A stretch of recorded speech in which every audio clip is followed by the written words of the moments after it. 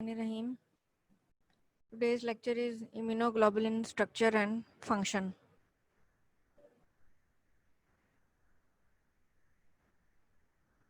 I will first tell you about that how are immunoglobulin synthesized. As we all know, our immune system is composed of B lymphocytes and T lymphocytes. The innate immunity that is present in human beings is present by birth, and it contains variety of cells such as phagocytes, neutrophils, and natural killer cells.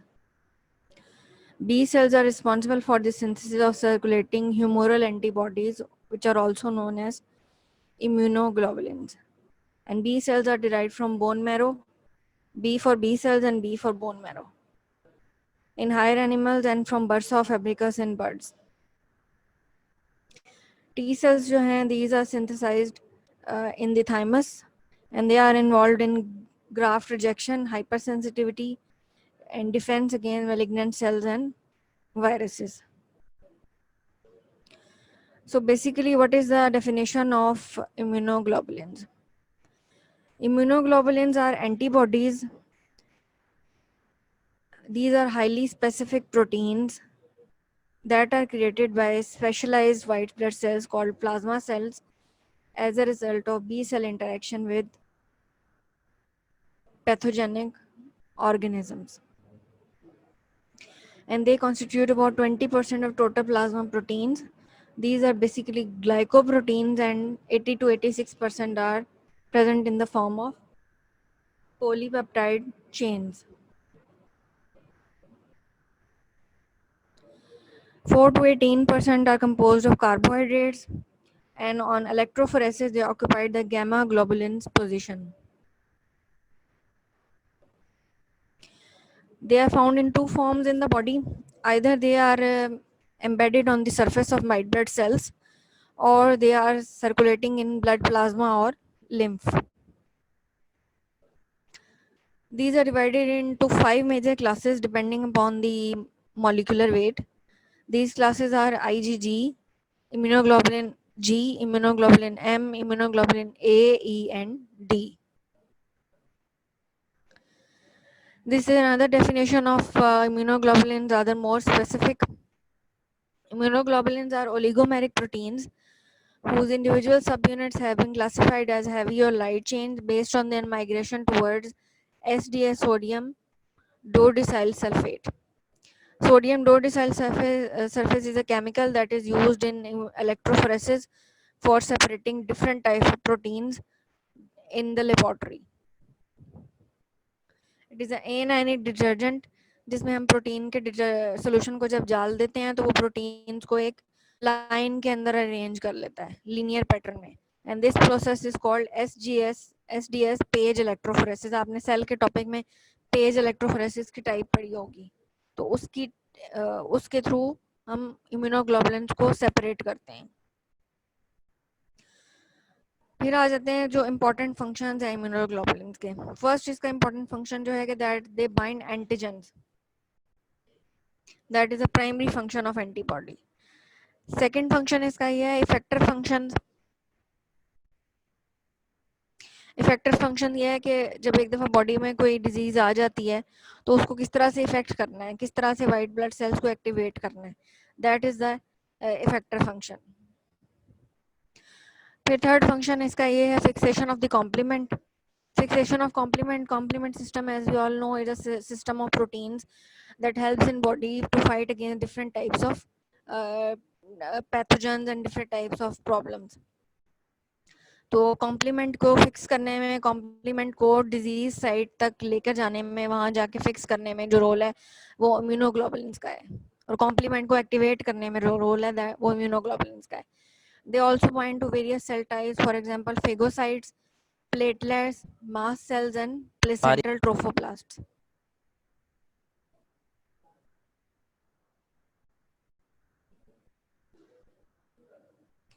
This is the basic structure of immunoglobulin that is taken from Harper. इसमें अगर आप देखें तो it is a Y-shaped structure. It has two heavy chains shown with the blue color and two light chains shown with the red color. अब आप देखें कि दो लाइट चेन्स जो हैं इसके बीच में एस और एस लिखा हुआ है। ये एस और एस क्या लिखा हुआ है? मैंने आपको प्रोटीन्स की क्लासिफिकेशन में बताया था कि इम्यूनोग्लोबुलिन्स के स्ट्रक्चर में डाइसल्फाइड बॉन्ड्स होते हैं। सिस्टीन के दो मॉलिक्यूल्स कंबाइन करते हैं तो वो सिस्टाइन बनाते हैं। वो सिस्टाइन जो है वो यहाँ पे प्रेजेंट होती है। इसमें आप देखें कि डिफरेंट जगहों पे एस एस लिखा हुआ है, यहाँ पे एस एस लिखा हुआ है, यहाँ पे एस एस, और दोनों चेन्स के बीच में भी एस एस लिखा हुआ है। इट मीन्स कि ये जो डाइसल्फाइड बॉन्ड्स हैं ये एक तो इंडिविजुअल जो चेन्स हैं उनके आपस के बीच में बॉन्ड्स में भी हैं, और दूसरे लाइट और हैवी चेन के बीच में जो बॉन्ड्स हैं ये भी डाइसल्फाइड बॉन्ड्स हैं। तो इसमें इंटरचेन बॉन्ड्स भी हैं और इंट्रा चेन बॉन्ड्स भी हैं। These are interchain disulphide bonds and these are interchain disulphide bonds. ठीक है, बीच में इसकी जो ये स्टेम है, ये वाई की जो स्टेम है नीचे वाली लॉन्ग वाली, इसमें कार्बोहाइड्रेट रेजिड्यूज होते हैं और इसको हम एफसी फ्रेगमेंट कहते हैं। ओके, जो नीचे वाला पार्ट है इसको हम एफसी फ्रेगमेंट कहते हैं, और ये जो ऊपर वाला पार्ट है, ये जो ब्रैकेट लगाई हुई है, that is basically the side जहां पे एंटीजन आके बाइंड करेगी। ठीक है, and this portion is also the variable portion. Why this portion is a variable portion? This portion is variable portion because जितनी भी एंटीजन बॉडी में आती हैं उनका जेनेटिक मेकअप वेरी करता है, दे ऑल आर डिफरेंट। तो ये पोर्शन वेरिएबल होगा तो उन वेरिएबल एंटीजेंस को को डिटेक्ट करेगा ना। दैट इज वाई जो वाई का जो ऊपर वाला स्टेम है ये वेरिएबल पार्ट है, एंड जो नीचे वाला पार्ट है that is the constant part. Constant part is a complement binding region and it also binds the FC fragment. This is a constant part.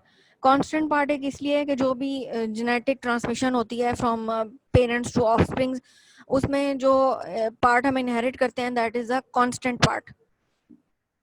और जो वेरिएबल पार्ट है वो अकॉर्डिंग टू इंसान की अपनी जेनेटिक मेकअप, इंसान की जो अपनी एक वेरिएबल पार्ट होता है उसके थ्रू जो बनता है वो वेरिएबल पार्ट बनता है। तो इसको एक दफा फिर देख लें कि इम्यूनोग्लोबुलिन का structure, it is a Y shape structure. इसका स्ट्रक्चर जो है आप लोगों ने हार्पर से करना है, हार्पर में बहुत अच्छा दिया हुआ है। ठीक है, वाई शेप स्ट्रक्चर है, इसमें दो हैवी चेन्स हैं, दो लाइट चेन्स हैं, इसके बीच में डाइसल्फाइड बॉन्ड्स हैं, interchain and interchain both disulphide bonds are present. जो ऊपर वाली स्टेम है that binds that binds the foreign foreign substances, और it is a variable part। और नीचे वाला पार्ट जो है that is a constant part that binds the complement। Basic structure मैंने आपको बताया कि हैवी, एंड एक और चीज इसमें थी कि ये जो हैवी और लाइट चेन है इसमें एक part is constant part and एक पार्ट इज वेरिएबल पार्ट।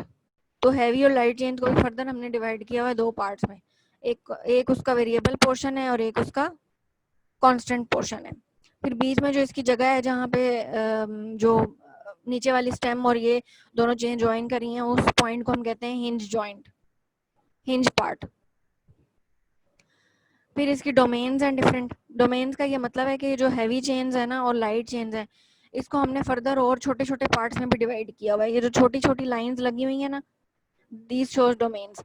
इससे क्या हमें पता चल रहा है कि ये जो लाइट चेन है इसको भी हमने डिफरेंट डोमेन्स या पार्ट्स में डिवाइड किया हुआ है, और जो हैवी चेन है इसको भी हमने डिफरेंट डोमेन्स और पार्ट में डिवाइड किया हुआ है।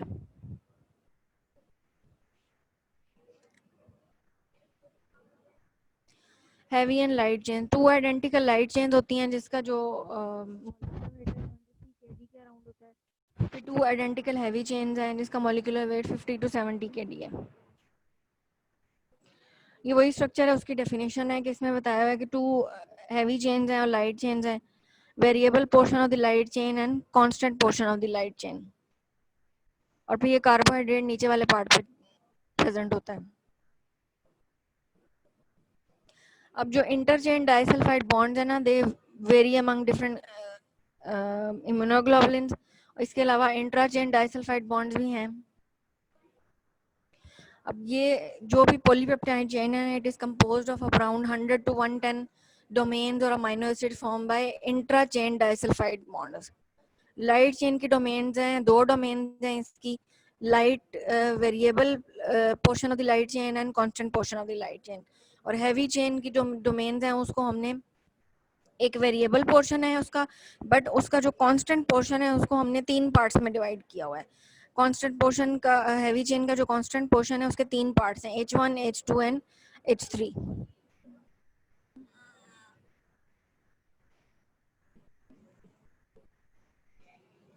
लाइट चेन में जो हमारे पास अमाइनो एसिड्स होते हैं वेरिएबल पोर्शन में, these are around 110 and constant portion में भी 110 ही होते हैं। हैवी चेन जो कि हैवी होती है, बड़ी होती है, उसमें वेरिएबल पोर्शन में तो उतने ही अमाइनो एसिड हैं जितने लाइट चेन में है, और जो कांस्टेंट पोर्शन में है वो 330 to 340 तक to 440 तक अमाइनो एसिड्स होते हैं। एंड जो उसका terminal domain of each chain जो है ना, उसमें ज्यादा वेरिएशन होती है as compare to the other parts. The zone where the variable and constant region join is termed as the switch region or the hinge region.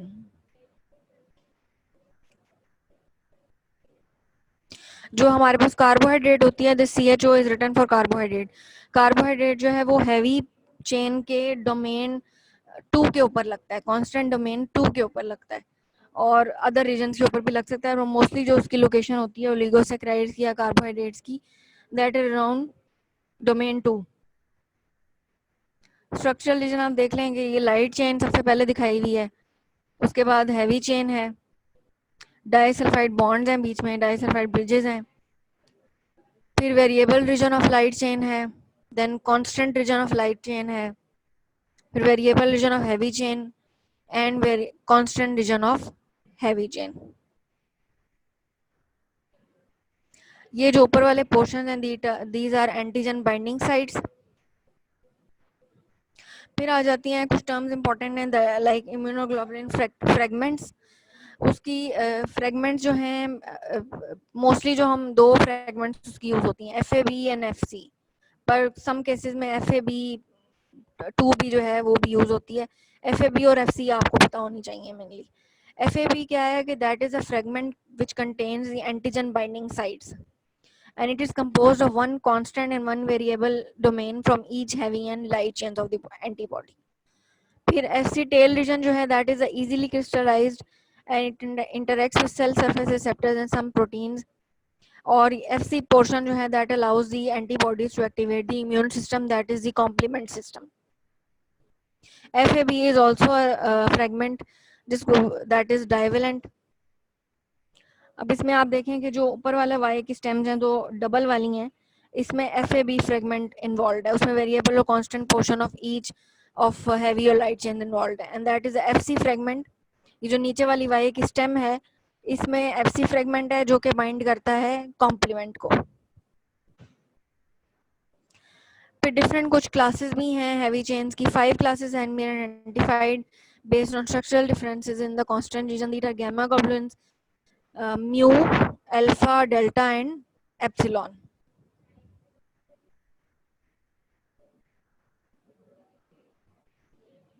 अच्छा, अगर हम देखें on the basis of amino acid sequences in the constant region of heavy chains, तो उसमें IgG जो हमें नजर आएगी वो गैमा हैवी चेन्स हैं, IgM is mu heavy chains, IgA is alpha heavy chains, IgD is delta heavy chains and IgE is epsilon heavy chains. आगे भी डिफरेंट सब क्लासेस हैं। IgG को हम 4 सब क्लासेस में डिवाइड कर सकते हैं, gamma 1, gamma 2, gamma 3 and gamma 4। IgA को हम सब क्लासेस में डिवाइड कर सकते हैं, alpha 1 and alpha 2 heavy chains. Amino acid sequence जो constant region of light chains में है ना, these are divided into kappa light chains and lambda light chains. जो immunoglobulin molecules always contain identical kappa और lambda chain but never both.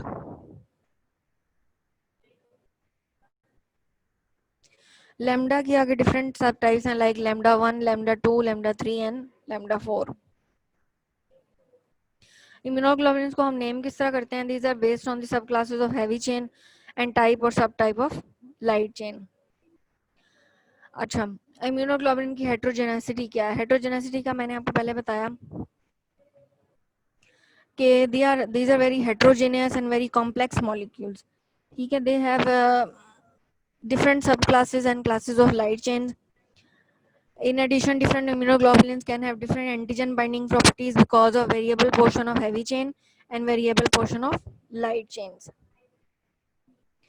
फिर आगे छोटी छोटी इनकी जो पॉइंट्स हैं, IgG is the most abundant 75 to 80% of class of single wide shape unit, and it is a monomer and it can traverse blood vessels easily. That is why it is the only immunoglobulin that crosses the placenta. And जो innate immunity हमारे अंदर आती है from mother to fetus, that comes from immunoglobulin G, that is being transferred from mothers to fetus,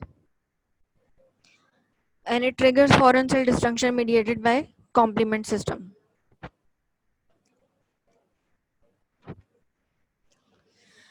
And it represents the antibacterial, antiviral antibodies, immune, anti-A and anti-B, anti-RH antibodies, different opsonins, bactericidins, bacteriolysins. These are all activated by immunoglobulin G, and it also binds to microbes such as during the C-reactive protein reaction. Antitoxins इसके साथ involve है, immunoglobulins के साथ antivirals, complement fixing antibodies, anti-pneumococcal, anti-spirochetal and auto antibodies to thyroid. IgG, it has a monomer structure. IgM, it is primarily involved in primary immune response, and it does not cross placenta. It has the highest molecular weight. इसको मैंने इस तरह याद रखा हुआ था कि IgM, M for mega and M for big, so it has the highest molecular weight. And it predominates in certain antibody responses such as natural blood group antibody, and it normally exists as a pentamer, and it is the third most common serum immunoglobulin, and it is the first antibody to be made by the fetus. It has a 5Y structure because it is a pentamer. इसमें देखें आपके 5 इसकी branches हैं, 1 2 3 4 and 5 Y's हैं इसके अंदर. इसका size चूंकि बड़ा है, that is why it cannot traverse blood vessels and it cannot cross placenta. It is the first antibody to be produced in a response to an antigen, and it is the most important against invading microorganism. इसके अंदर एक extra domain भी होती है CH4 in heavy chains, and it also has a J chain. That is a very important MCQ. J chain is present in which one of the following immunoglobulin? It is present in IgM. J chain क्या है? It is basically a glycopeptide which has a high content of aspartic acid and glutamic acid.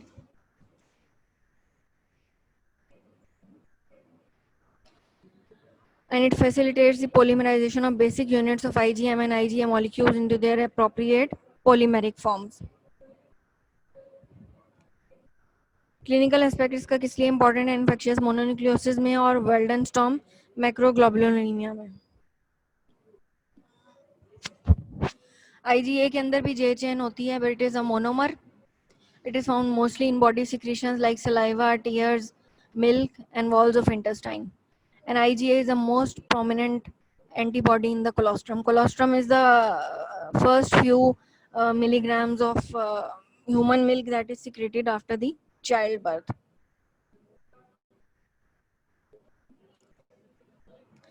IgA is present, binds with the bacterial antigen present on the epithelial surfaces, and in this way it prevents the foreign antigens from entering the body. And जितनी भी हमारी respiratory system में knows के अंदर जो antibodies involve हैं, जहाँ जहाँ पे भी म्यूकस मेम्ब्रेन है ना, वहाँ पे जो एंटीबॉडीज इन्वॉल्व हैं वो IgA है, because it is present in mucous membrane and secretions. It has an important structure with it, which is called a secretory piece or T piece. Secretory piece is made in epithelial cell and is added to IgA as it passes into the secretions. It is the second most common serum immunoglobulin, and major class of immunoglobulin secretions like tears, saliva, colostrum, mucus. It is very important in local immunity. This is its structure. It has a secretory piece and a J chain. फिर आ जाती है IgE.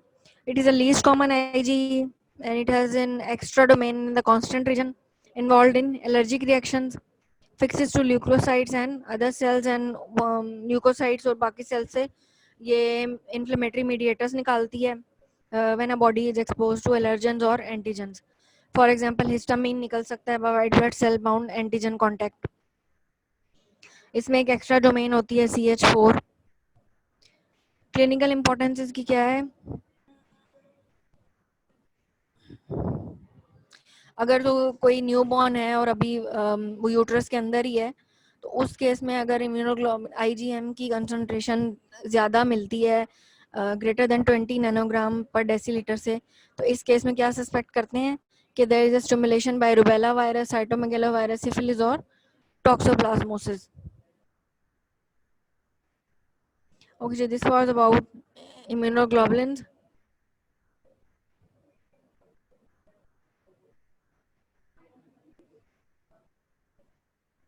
Now we start the next topic, that is the plasma proteins.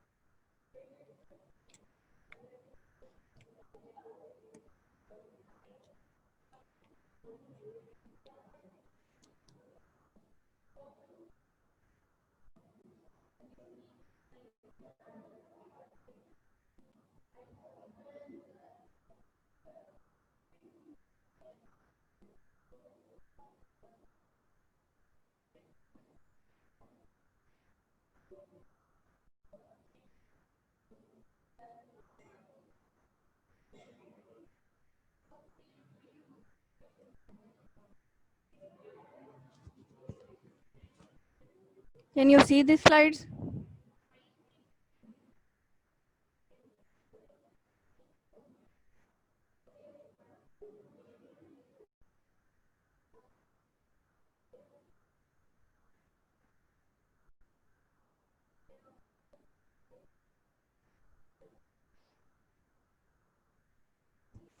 Okay, part of research that is the plasma protein. Plasma proteins का topic थोड़ा लंबा है, या आप लोगों ने हार्पर से ही करना है, और मेन मेन पॉइंट्स इसके जो भी करने हैं वो मैं आपको साथ साथ बताती जाऊंगी.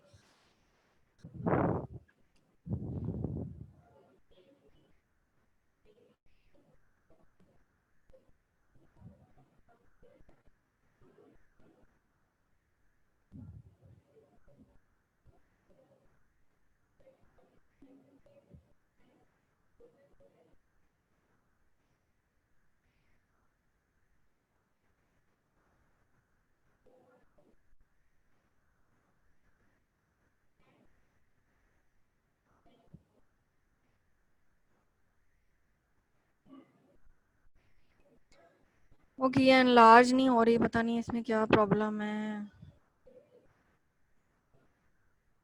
कुछ भी नहीं हो रहा।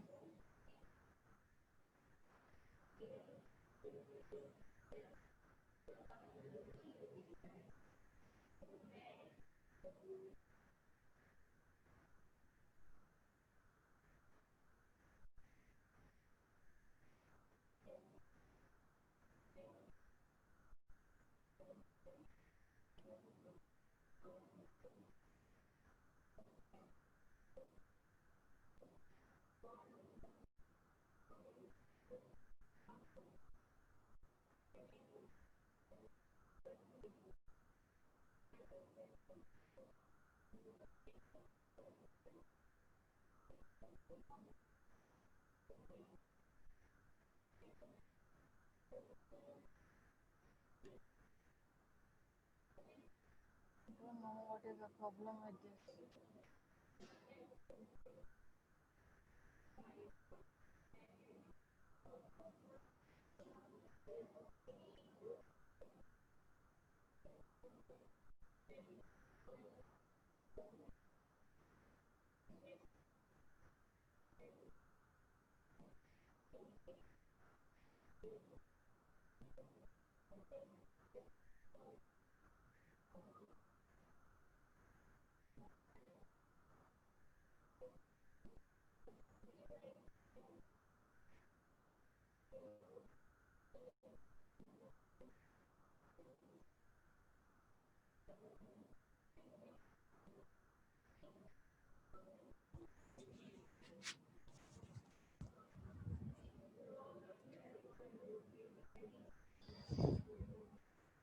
Okay, now there is some problem here. I will tell you plasma proteins as such. Plasma protein are basically are present in the plasma because plasma is a complex mixture of proteins, many of which contain high numbers of disulfide bonds, such as covalently bond with carbohydrates or lipids. Plasma protein basically हमारी body में करती क्या है कि ये इसके काफ़ी सारे फंक्शंस हैं। एक तो ये कि ये एक्यूट फेज रिएक्शंस में इन्वॉल्व होती हैं। दूसरे ये कि ये बॉडी में जो ऑस्मोटिक प्रेशर या जो एक हमारी कैपिलरी वॉल्स के अंदर जो भी प्रेशर है उसको मेंटेन रखती हैं। तीसरे ये कि ये कॉम्प्लीमेंट प्रोसेस को एक्टिवेट करने में हेल्प करती हैं।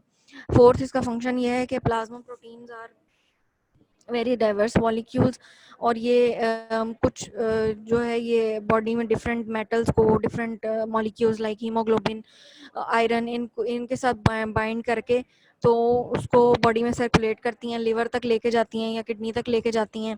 तो डिफरेंट टाइप्स के इसके फंक्शंस हैं। ये आप लोगों ने हार्पर से करना है, और हार्पर में जो टेबल्स हैं, जो फंक्शंस के टेबल्स हैं और जो सारे टेबल्स हैं वो आप लोगों ने करने हैं।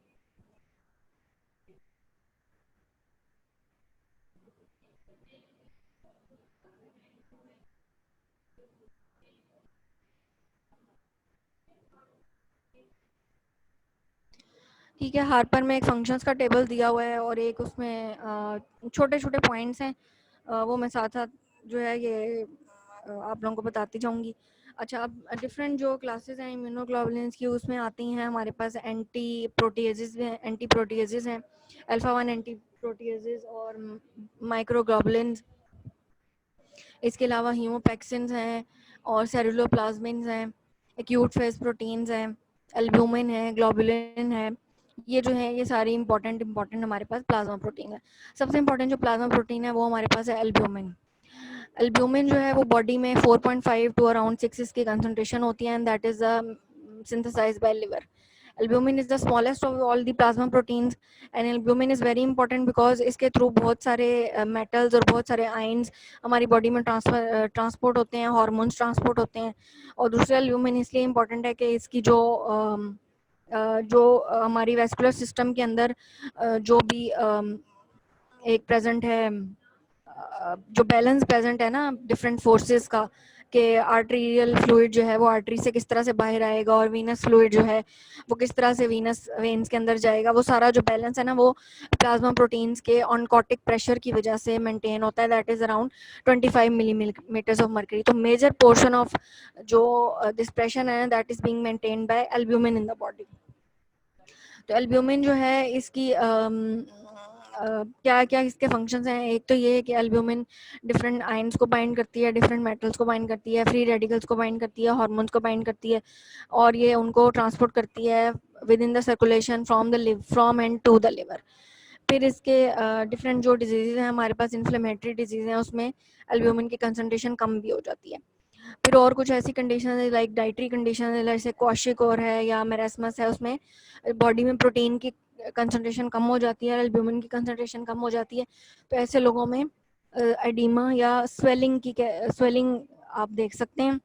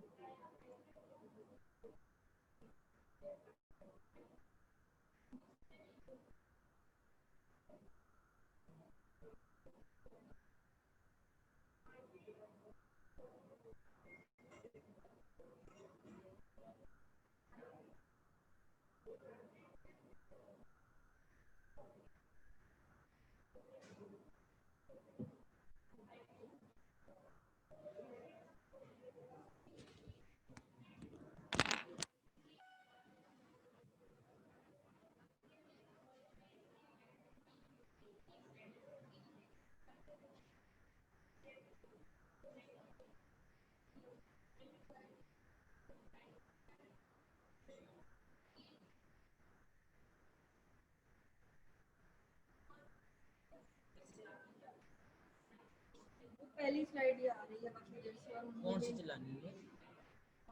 नेक्स्ट नेक्स्ट नहीं हो रहा, पहले हो रहा था।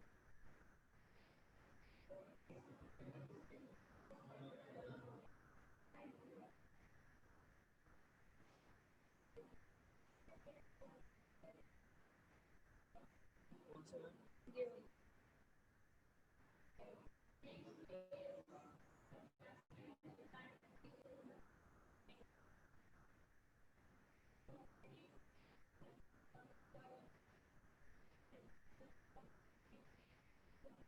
फर्स्ट वाली? ये फर्स्ट है।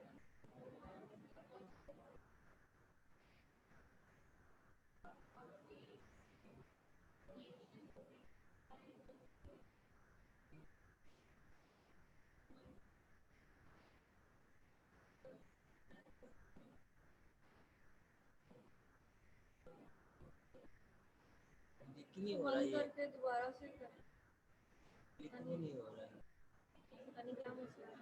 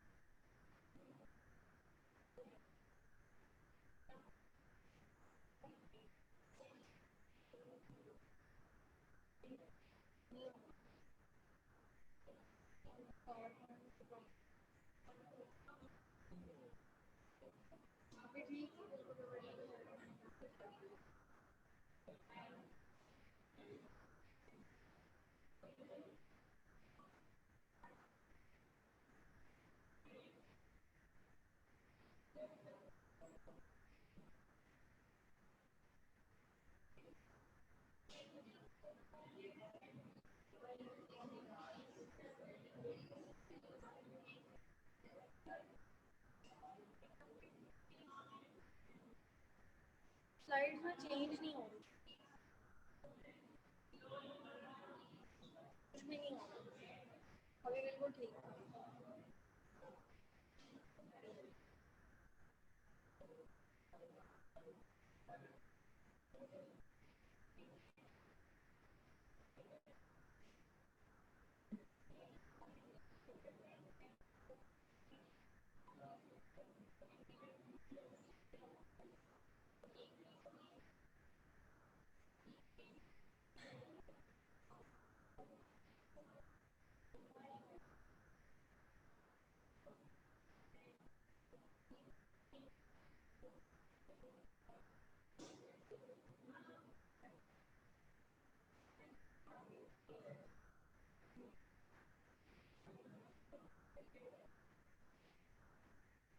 ये आपका ये स्ट्रक्चर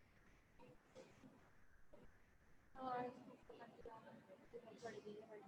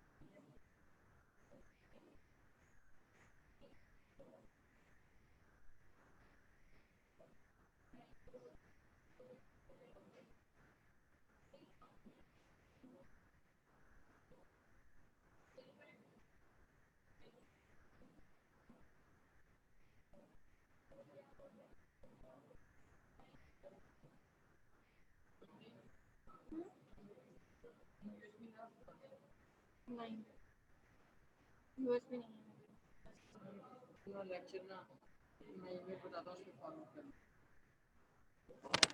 डी, सारा यही है, बस यहाँ पे D18 लिखना है, online classes @gmail।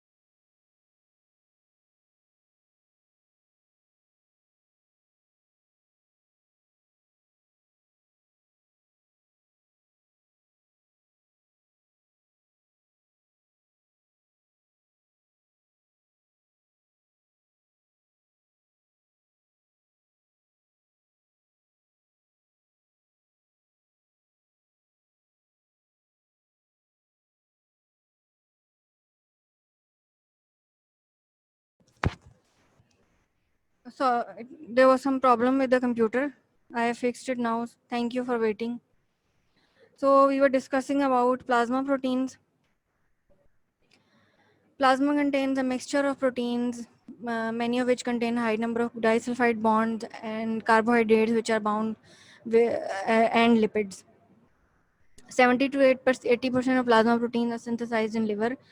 Important plasma proteins include albumin, fibrinogen, transferrin. Exception is gamma globulin, which are synthesized in lymphocytes. फिर सिंथेसिस ऑफ प्लाज्मा प्रोटीन्स जो हैं these are mostly glycosylated and total plasma proteins हमारी body में कितनी होती है 6 to 8 grams पर decilitre, कुछ बुक्स में 7 to 8 ग्राम्स पे लिखा हुआ है. जीन्स फॉर प्लाज्मा प्रोटीन जो हैं these are these code for amino acid terminal. वो सिग्नल जो है वो उसके बाद एंडोप्लाज्मिक रेटिकुलम पे चला जाता है. वहाँ पे जाके जो प्रोटीन्स हैं वो गोल्जी ऑपरेटस में चली जाती हैं. गोल्जी ऑपरेटस में जाके उसके different type of post translational modification होती है. जो सिंपल प्लाज्मा प्रोटीन्स हैं उसके साथ कुछ ग्रुप्स अटैच हो जाते हैं या रिमूव हो जाते हैं, तो उसको हम कहते हैं ग्लाइकोसाइलेशन, फॉस्फोराइलेशन और प्रोटियोलाइसिस. अच्छा, प्लाज्मा प्रोटीन्स में जो एक फैक्ट इंपॉर्टेंट है, ये मैं आपको फिगर से समझाती हूँ कि प्लाज्मा प्रोटीन्स हमारी बॉडी में ऑनकोटिक प्रेशर को कैसे मेंटेन करती हैं। अच्छा, ये फिगर है that shows an exchange between a capillary and a tissue. अब इसमें अगर आप देखें तो हमारी बॉडी में जो कैपिलरीज होती हैं उसके एक साइड पे आर्टीरियल एंड होता है हमारे पास और एक साइड पे वीनस एंड होता है।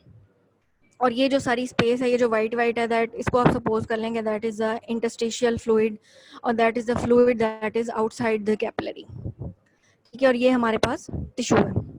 अब इसमें अगर आप देखें आर्टीरियल एंड पे जो हाइड्रोस्टेटिक प्रेशर है ना, hydrostatic pressure is that pressure जिसके थ्रू वाटर किसी भी वेसल से बाहर आ सकता है या किसी भी पाइप से बाहर आ सकता है। आर्टीरियल एंड पे हाइड्रोस्टेटिक प्रेशर इज 40 मिलीमीटर और interstitial hydrostatic pressure that is 1 millimetre. अब और oncotic pressure is 25 millimetre of mercury. अब आपको ये पता है कि जो भी सब्सटेंसेज हैं या जो भी लिक्विड है वो हाई प्रेशर से लो प्रेशर की तरफ मूव करता है। तो आर्टीरियल एंड पे हमारी बॉडी में क्या होगा, क्योंकि हाइड्रोस्टेटिक प्रेशर ज़्यादा है तो यहाँ से जो भी फ्लूइड है it tends to move out into the tissues, because arteries के अंदर ऑक्सीजनेटेड ब्लड होता है, ऑक्सीजनेटेड कंटेंट्स होते हैं, न्यूट्रिएंट्स होते हैं, तो उन्होंने वो चीज़ें टिश्यूज को देनी होती हैं। तो आर्टरी से चीज़ें सारी निकल के टिश्यूज में बाहर आएंगी। लेकिन वीनस एंड पे इसके उलट होगा। वीनस एंड पे क्या होगा कि हाइड्रोस्टेटिक प्रेशर कम होता है और इंटरस्टिशियल ऑनकोटिक प्रेशर जो है वो 1 तक होता है, तो ये डिफरेंस कम है प्रेशर में, और ऑनकोटिक प्रेशर 25 तक होता है। तो इसकी वजह से वीनस एंड पे क्योंकि हमने टिश्यूज से जो डीऑक्सीजनेटेड ब्लड है वो हमने वेन्स को देना है ताकि वेन्स उसे लंग्स तक ले जाएं और वहां से वो साफ हो गए, दोबारा से वो सर्कल चले। तो यहाँ पे क्या होगा कि वीनस एंड पे टिश्यूज से जो भी फ्लूइड है वो वीनस एंड में चला जाएगा, बिकॉज प्रेशर डिफरेंस कम है और हाइड्रोस्टेटिक प्रेशर कम होने की वजह से टिश्यूज से जो सारा फ्लूइड है वो वीनस एंड पे चला गया। That is a normal physiological process जो हमारी बॉडी में हो रहा है फ्लूइड एक्सचेंज का। इफ इन केस आप सपोज करो कि ये जो ऑनकोटिक प्रेशर है ये 25 नहीं होता, ये 5 रह जाता है या 10 रह जाता है, तो इसका क्या मतलब है कि ऑनकोटिक प्रेशर कम हो गया। जब ऑनकोटिक प्रेशर कम हो गया तो इससे क्या होगा कि इसका इफेक्ट हाइड्रोस्टेटिक प्रेशर के ऊपर भी पड़ेगा। तो इस केस में आर्टीरियल एंड से ज़्यादा फ्लूइड टिश्यूज के अंदर जाना शुरू हो जाएगा और टिश्यूज स्वेल कर जाएंगे, फूल जाएंगे, उनमें स्वेलिंग हो जाएगी। उस चीज़ को हम कहते हैं एडिमा। और बहुत ज़्यादा जो फ्लूइड है वो हमारी इंटरस्टिशियल स्पेसेस में अराउंड द सेल्स भी एक्यूमुलेट हो जाएगा इंटरस्टिशियल स्पेसेस में, तो बहुत ज़्यादा स्वेलिंग और एडिमा हो जाएगा। ये सारे फिनोमेना हैं। इन सारी फोर्सेस के बैलेंस को हम कहते हैं स्टार्लिंग फोर्सेस। स्टार्लिंग जो एक साइंटिस्ट था जिसने ये सारी फोर्सेस बताई थी, और इस सारी कहानी बताने का मकसद आपको ये है कि जो प्लाज्मा प्रोटीन्स हैं उसका बहुत इंपॉर्टेंट रोल है हमारी बॉडी के अंदर, और वो क्या करती हैं कि ये प्रेशर मेंटेन रखती हैं। अगर प्लाज्मा प्रोटीन्स कम हो जाएं तो प्रेशर उनका ज़ीरो हो जाएगा, जिसकी वजह से fluid will accumulate into the tissues and around the tissue species resulting in oedema. और ये कौन से केसेस में हो सकता है, जब प्रोटीन एनर्जी मेल न्यूट्रिशन में। फंक्शनल क्लासिफिकेशन ऑफ प्रोटीन्स ये हार्पर से ली हुई है एज इट इज टेबल। इसमें फंक्शनल क्लासिफिकेशन में एंटी प्रोटीएसेस हैं, जिसमें आगे एंटी क्रोमोट्रिप्सिन है एंड अल्फा 1 एंटीट्रिप्सिन है, अल्फा 2 मैक्रोग्लोबुलिन है और एंटी थ्रोम्बिन्स हैं। ब्लड क्लॉटिंग प्रोटीन्स हैं लाइक फिब्रिनोजिन और क्लॉटिंग फैक्टर्स। एंजाइम्स हैं for example cholinesterase, amino transferases. Hormones हैं लाइक एरिथ्रोपोइटिन। इम्यून डिफेंस में हमारे पास बीटा 2 मैक्रोग्लोबुलिन्स हैं और इन्फ्लेमेटरी रिस्पॉन्स में सीरियक के प्रोटीन्स हैं, अल्फा 1 एसिड ग्लाइकोप्रोटीन्स हैं और ओसोम्यूकॉइड कहते हैं जिसको। ठीक है, फिर ऑनकोफिटल प्रोटीन्स है, अल्फा 1 फिटोप्रोटीन है, ट्रांसपोर्टर बाइंडिंग प्रोटीन्स हैं for example albumin, corticosteroid bonding protein, haptoglobin, lipoproteins, haemopexin, retinol binding protein और sex hormone binding globulin, thyroid binding globulin, transferrin and transthyretin. इसमें आपको इस टेबल में आपको एक तो ये लाइन याद होनी चाहिए और ये इसकी मेन टाइप्स हैं, ये सारी आपने याद नहीं करनी। मतलब ब्लड क्लॉटिंग में फिब्रिनोजिन याद रख लें, इसमें अल्फा 1 एंटीट्रिप्सिन और एंटीथ्रोम्बिन याद रख लें। लेकिन जो ट्रांसपोर्ट प्रोटीन्स है ना, ये आपको ऑलमोस्ट सारी आनी चाहिए, specially albumin, haptoglobin, lipoproteins and haemopexin, ये बहुत ही ज़्यादा इंपॉर्टेंट है। मेजर प्लाज्मा प्रोटीन में हमारे पास एल्ब्यूमिन है।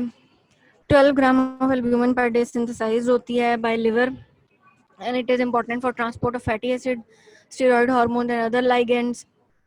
फिर आ जाती हैं ग्लोबुलिन। ग्लोबुलिन की डिफरेंट टाइप्स हैं, alpha 1 globulin, alpha 2 globulin, beta globulin और गामा ग्लोबुलिन। फिब्रिनोजिन है that provides a mesh for the foundation of clots. फिर फंक्शन ऑफ एल्ब्यूमिन है. Function of albumin normal value इसकी 3.4 से 4.7 तक होती है. इनिशियली जो है ये प्री प्रोटीन के तौर पे सिंथेसाइज होती है, जिसको हम ट्रांसथायरिडिन कहते हैं, बिकॉज इट बाइंड्स T4. उसके बाद जो है ये गोल्जी ऑपरेटर्स में चली जाती है, वहाँ इसकी फर्दर मॉडिफिकेशन हो जाती है, तो ये मेच्योर एल्ब्यूमिन में कन्वर्ट हो जाती है. When it become mature, so it can transport fatty acids, calcium, steroid hormones, bilirubin, and copper, and plasma tryptophan, and other drugs, for example, sulfonamides, penicillin, diacomarol, and aspirins. Function of albumin क्या है? एक तो ये कि ये Burns की treatment में use होती है, हेमरेजेस, शॉक में, और 75% to 80% of plasma oncotic pressure जो है वो एल्ब्यूमिन की वजह से मेंटेन होता है हमारी बॉडी में. ये मैंने आपको बात पहले बता दी है कि एल्ब्यूमिन लेवल डिक्रीज हो जाएगा तो आर्टेरियल एंड से ज़्यादा फ्लूइड जो है वो टिश्यूज के अंदर जाएगा, टिश्यू स्वेल कर जाएंगे, और वीनस एंड में कम फ्लूइड जाएगा, which results in accumulation of tissues fluid in the tissue spaces leading to oedema. ये मैंने सारा आपको एक्सप्लेन कर दिया. एल्ब्यूमिन की कंसंट्रेशन किस केस में डिक्रीज हो सकती है? क्वाशिकोर में, और लिवर डैमेज हो like cirrhosis of liver, nephrotic syndrome हो, और किडनी में कोई प्रॉब्लम्स हो, तो इन सारे केसेस में एल्ब्यूमिन की कंसंट्रेशन डिक्रीज कर सकती है. प्रोटीन लूजिंग एंटेरोपैथी हो, where proteins are not digested properly, या फिर प्रोटीन्स, या फिर एनएल्ब्यूमिनीमिया, एल्ब्यूमिन बॉडी में बन ही नहीं है सीरीज से, या फिर बन तो रही है लेकिन उसमें म्यूटेशंस हैं और वो सही तरह से अपना काम नहीं कर रही. फिर आ जाती हैं ग्लोबुलिन्स. ग्लोबुलिन्स के डिफरेंट टाइप्स हैं, alpha, beta and gamma. Variety of function हैं इसके, लाइक इम्यूनिटी एंड ट्रांसपोर्ट. ये ग्लोबुलिन्स जो हैं ये alpha 1 globulin, alpha 2, beta and gamma globulin. ठीक है, these are increased in inflammation. फिर एंटी प्रोटिएजेस की आगे टाइप है alpha 1 anti trypsin. Alpha 1 globulin inhibitors of digestive enzyme, for example trypsin and chymotrypsin. Anti thrombin, ये सारे एंटी प्रोटिएजेस हैं, means के ये प्रोटीन डिस्ट्रक्टिंग जो चीज़ें हैं ना उसको ये उसके एंटी हैं. ये प्रोटीएजेस का मतलब है कि जो प्रोटीन को डिस्ट्रॉय करे, और एंटी का मतलब है कि जो प्रोटीन डिस्ट्रॉय करने वाले को डिस्ट्रॉय करे. अल्फा 1 एंटी प्रोटीनेजेस का क्या फंक्शन है कि ये हमारे लंग्स में जो प्रोटीन है ना इलास्टेज, उसको ये इनिबिट करती है, क्योंकि अगर ये इलास्टेज का एंजाइम का फंक्शन जो है वो ज़्यादा हो जाए तो वो लंग की जो सरफेस है उसी को डाइजेस्ट करना शुरू कर देगी. लंग जो है उसमें से इलास्टिन खुद ही ख़त्म होना शुरू हो जाएगा. तो उस चीज़ को कंट्रोल करने के लिए जो हमारी बॉडी में प्लाज्मा प्रोटीन है, that is alpha 1 anti proteinase, that is alpha 1 anti trypsin. ये और इम्पॉर्टेंट है in liver disease, in सीरिन protease inhibitor, उसमें ये उसको इनिबिट करती है, सरपिन कहते हैं उसको. फिर अल्फा 2 है मैक्रोग्लोबुलिन है, and it serves as anticoagulant. Its concentration in plasma is elevated in nephrotic syndrome, because जो बाकी सारी प्रोटीन्स हैं वो यूरिन में लॉस हो जाती हैं, ये नहीं निकलती, ये बॉडी के अंदर ही रहती है, बिकॉज इसका मॉलिक्यूलर वेट ज़्यादा है, तो ये हमारी किडनी ट्यूब्यूल से पास नहीं कर सकती. comprises about 8 to 10% of plasma proteins, and 10% of zinc is also incorporated by alpha 2 macroglobulin. It is synthesized by monocytes, hepatocytes, and astrocytes. It also binds cytokines, transforming growth factors, which are involved in different types of tissue responses and have different effects on growth and functions. फिर alpha 1 globulins हैं जिसको हम orosomucoid कहते हैं. Orosomucoid has high carbohydrate content and it has glycoprotein in its structure, and these are the reliable indicators of acute inflammation in the body, and it binds with progesterone and functions as a transport protein for this hormone, that is the progesterone. फिर ऑन्कोफीटल proteins है alpha 1 फीटोग्लोबुलिन present in high concentration in fetal blood. It acts as it is used as a diagnostic tool in hepatocellular carcinoma or teratoblastoma. फिर ceruloplasmin है. Ceruloplasmin जो है that is alpha 2 microglobulin that is synthesised in liver and it binds copper. Copper की activity से जितने भी enzymes related हैं like copper oxidase, histaminase and ferroxidase or oxidation of iron to oxidation of ferrous to ferric state, that is all controlled by ceruloplasmin.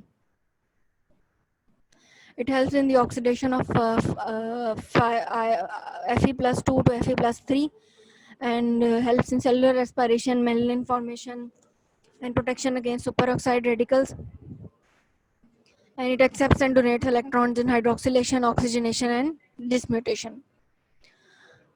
Normal content हमारी body में copper का is 100 milligrams and mostly present in bone, muscle, liver and kidneys. Ceruloplasmin is increase in pregnancy, inflammatory responses, malignancies and contraceptive pills की uses में. Excess copper causes production of free radicals.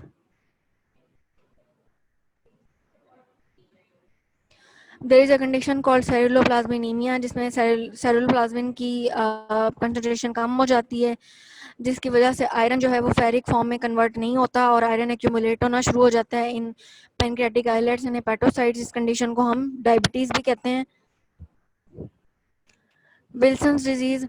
Wilson disease is a condition in which excess copper binds up to the body and इस condition में क्या होता है कि जो copper ज़्यादा बाइंड कर जाती है बॉडी के अंदर सेलुलोप्लाज्मिन के साथ, वो एक्यूमुलेट होना शुरू हो जाती है in liver, in skin and in neurological tissues. इसमें जेनेटिक डिसऑर्डर होता है, कॉपर की टॉक्सिकोसिस हो जाती है, mutation in the tin gene P type ATPase for a copper binding protein and क्योंकि कॉपर ज़्यादा होती है बॉडी में तो वो सारी की सारी सेलुलोप्लाज्मिन जो है वो कॉपर को बाइंड कर जाती है, तो सेलुलोप्लाज्मिन फ्री फॉर्म में प्लाज्मा में नहीं रहती और उसकी कंसंट्रेशन कम हो जाती है. स्पेशल कैरेक्टरिस्टिक है इसकी, ये आप मिनरल्स में पढ़ोगे वैसे ज़्यादा डिटेल में, कि जो विल्सन डिजीज है इसमें आई के जो हमारे ब्लैक पोर्शन है ना, इसके अराउंड एक लेयर सी बन जाती है ब्लूइश ग्रीन सी, उसको हम कहते हैं केसर फ्लिस्कर रिंग, और ये कॉपर टॉक्सिकोसिस में होता है. ट्रीटमेंट इसकी क्या है कि डाइटरी इनटेक कॉपर का कम कर दें और पेनिसिलमिन लें जो कि कॉपर को किलेट कर देती है और सेलुलोप्लाज्मिन से हटा के खुद बाइंड करके तो एक्सक्रीट करा देती है बॉडी से. फिर हेप्टोग्लोबुलिन का मेन फंक्शन क्या है कि इसने हेप्टो के नाम से आप याद करेंगे, ग्लोबिन के नाम से आप याद कर लें कि ये हीमोग्लोबिन को बाइंड करती है. अब ये हीमोग्लोबिन को क्यों बाइंड करती है? क्योंकि हमारी बॉडी में जितनी भी तोड़फोड़ होती है सेल्स की और उसमें से हीमोग्लोबिन निकलता है जब रेड ब्लड सेल्स से, तो वो सारा हीमोग्लोबिन अगर किसी चीज़ को बाइंड ना करे ना तो वो हमारी किडनी से एक्सक्रीट हो जाएगा. वो तो एक्सक्रीट नहीं होना चाहिए, हमारे यूरिन में तो ब्लड नहीं आना चाहिए, तो यूरिन में ब्लड आने से रोकने के लिए हम उसके साथ एक प्रोटीन बाइंड कर देते हैं जिसको हम हेप्टोग्लोबिन करते हैं. हेप्टोग्लोबिन का मॉलिक्यूलर वेट चूंकि ज़्यादा होता है तो वो क्या करती है कि किडनी ट्यूब्यूल से हीमोग्लोबिन को पास नहीं होने देती है और हीमोग्लोबिन को पहुंचा देती है लिवर के अंदर, तो लिवर में जाके हीमोग्लोबिन दोबारा से यूज़ होना शुरू हो जाती है और वो किडनी से एक्सक्रीट नहीं होती और वेस्ट नहीं होती है हमारी बॉडी से. ये फेट दिखाई हुई है कि हीमोग्लोबिन जो है वो हेप्टोग्लोबिन को जब बाइंड करती है तो उससे क्या होता है कि वो किडनी से नहीं निकलती एंड रादर वो चली जाती है लिवर के पास, और लिवर उसको आयरन को रीयूज कर लेता है. हेप्टोग्लोबिन जब भी हीमोग्लोबिन को बाइंड करती है तो हीमोग्लोबिन प्लाज्मा से जल्दी मूव करती है, 80 टाइम्स फास्टर मूव करती है. Haptoglobin is an acute phase protein and it is elevated in variety of inflammatory states. Functions of haptoglobin क्या है कि it binds haemoglobin and minimises haemoglobin urinary loss. And abnormal haemoglobin जो body में है वो haptoglobin को bind नहीं करती और बाइंडिंग कैपेसिटी इसकी 100 मिलीग्राम पर डेसीलीटर ऑफ हीमोग्लोबिन है. फिर बीटा लाइफ प्रोटीन्स आपको उसके टॉपिक में बहुत डिटेल से पढ़ाई थी, उसमें इंपॉर्टेंट है LDL, VLDL and HDL cholesterol. HDL is a good cholesterol and LDL is a bad cholesterol. Chylomicron आपको सारा बताया था. फिर मीटा 2 माइक्रोग्लोबुलिन्स हैं, इसमें लो मॉलिक्यूलर वेट पेप्टाइड्स हैं. These are excreted in urine. These have a structured resemblance to immunoglobulins. फिर beta 1 globulin की कौन सी टाइप है? ट्रांसफेरिन. ट्रांसफेरिन फेरिन से आप याद रखें कि iron, it is basically a protein that transports iron. और ये कौन कौन सी स्ट्रक्चर्स में प्रेजेंट होती है हमारी बॉडी में? आयरन कहाँ कहाँ पे होता है? हीमोग्लोबिन, मायोग्लोबिन एंड साइटोक्रोम से. और आयरन जो भी हमारी बॉडी में डाइट से हम लेते हैं वो सारा इसके साथ बाइंड होता है। ये क्या करती है कि ये जो हमारे जितने इंटेस्टाइनल सेल्स हैं उसमें ट्रांसपोर्ट करवाती है आयरन को, और इसमें जो मेटल लाइन इन्वॉल्व है that is a divalent transporter. जो ही जो आयरन है वो हमारी फूड से या सर्कुलेशन से निकल के इंटेस्टाइनल सेल्स या एंटेरोसाइट्स में जाता है, तो आइदर ये है कि वो वहाँ पे स्टोर हो सकता है, ठीक है, आयरन स्टोरेज की फॉर्म में जा सकता है, और या फिर ये कि वो अगर बॉडी में आयरन की कमी हो तो वो वहाँ से निकल के सर्कुलेशन में भी जा सकता है। फिर आयरन की जो स्टोरेज फॉर्म ऑफ प्रोटीन है, जो कि आयरन को जिस फॉर्म में आयरन स्टोर होता है, और उसको हम कहते हैं फेरेटिन। और अगर हमारी बॉडी में बहुत ज़्यादा आयरन एक्यूमुलेट होना शुरू हो जाए तो उस केस को हम कहते हैं हीमोसिड्रोसिस। हीमोसिड्रोसिस में क्या होता है कि जो लिवर के अंदर और स्किन के अंदर आयरन की एक्यूमुलेशन हो जाती है, और जो पेशेंट है ना उसके लिवर डिसऑर्डर और स्किन पिगमेंटेशन और ये चीज़ें हो जाती हैं। फिर हीमोपैक्सिन है, that is a beta 1 globulin. It is synthesized in liver. It also synthesized in first years of life. Function इसके क्या है? It binds heme, myoglobin and catalase. जो इसका कॉम्प्लेक्स है that is removed by parenchyma cells of liver. इसका भी वही function है जो हेप्टोग्लोबुलिन का था. It binds and circulates the hemoglobin, and it is increased in pregnancy and diabetes mellitus and decrease in hemolytic disorders. Acute phase proteins. Acute phase protein हमारी body में वो प्रोटीन्स हैं जो during acute phase inflammatory response में निकलती हैं. इसमें beta globulins हैं.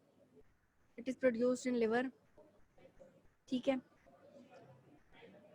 सी रिएक्टिव प्रोटीन हैं. C stands for carbohydrate to which it binds on the capsule of pneumococci, and it is involve in promotion of immune system through the activation of complement cascade. Concentration is less than 1 milligram पर 100 ml, ठीक है. Chronic inflammation में ये polysaccharide जो है नीमोकोकाई का, that precipitates in the solutions. Functions इसके क्या है कि that is a sensitive indicator of early phase of inflammatory response, binds heme and bears some chemical antigenic relation to liver catalase, and it also binds to T lymphocytes, helps in the formation of heme proteins, increase in presence of solid tumors. और ये further क्या हमें बताती है कि impairment of renal tubules वो बता सकती है. Measurement is useful to discover renal damage cause by antibiotics such as gentamicin. Level is elevated in inflammatory disorders and malignant disorders, so can be used by a tumor marker in future. Other proteins है हमारे पास. Bence Jones protein है, cryoglobulin है, fibrinogen है. Bence Jones जो है वो एक type of plasma cell tumour है बोन्स का, मल्टीपल माइलोमा, उसमें रेज होती हैं. Cryoglobulins जो हैं, these are the proteins that are present at coagulated at a very low temperature like 2 to 4 degrees centigrade, and these are a mixture of IgG and IgM. और ये different types of autoimmune diseases जो होती हैं body में, like rheumatoid arthritis और multiple myeloma और lymphosarcoma, उसमें ये ज़्यादा हो जाती हैं. और SLE में फिब्रिनोजिन आप सबको पता है, it is a blood clotting protein. It helps in the formation of fibrin meshwork synthesized in liver. Gamma globulins आपको पिछले स्लाइड्स में बताई हैं. These are immunoglobulins. Function of plasma protein एक ये है कि nutrition and tissue formation, viscosity provide करती हैं. फिर ठीक है, बफर एक्शन है इसका. Serum protein like other proteins, they act as both acid and base. Immunity provide करती हैं in the form of gamma globulins. Fluid exchange जो मैंने आपको पूरा फिनोमेना बताया है. कैरियर और transport function for different substances like iron, haem, thyroxine, copper, vitamin B12 etcetera. Hormone and enzyme इसके साथ बाइंड करते हैं. ब्लड कोगुलेशन में फिब्रिनोजिन का रोल है. फिर कुछ कंडीशन है हाइपर प्रोटीनीमिया, जिसमें बॉडी में प्रोटीन की कंसंट्रेशन ज़्यादा हो जाती है, like dehydration, inflammation, infection. Hypoproteinemia water intoxication में होती है, protein losing, enteropathy, liver disease and genetic defences. फिर डिफरेंट टेक्निक्स हैं सेपरेशन ऑफ प्लाज्मा प्रोटीन्स की. सिर्फ हमने टेक्निक्स के नाम याद करने हैं. एक तो ये है precipitation by salting out. Salts कौन से यूज़ होते हैं, अमोनियम सल्फेट और इथेनॉल वगैरह, बस ख़त्म हो गया। Recent methods use paper electrophoresis, immunoelectrophoresis, ultracentrifugation and column chromatography.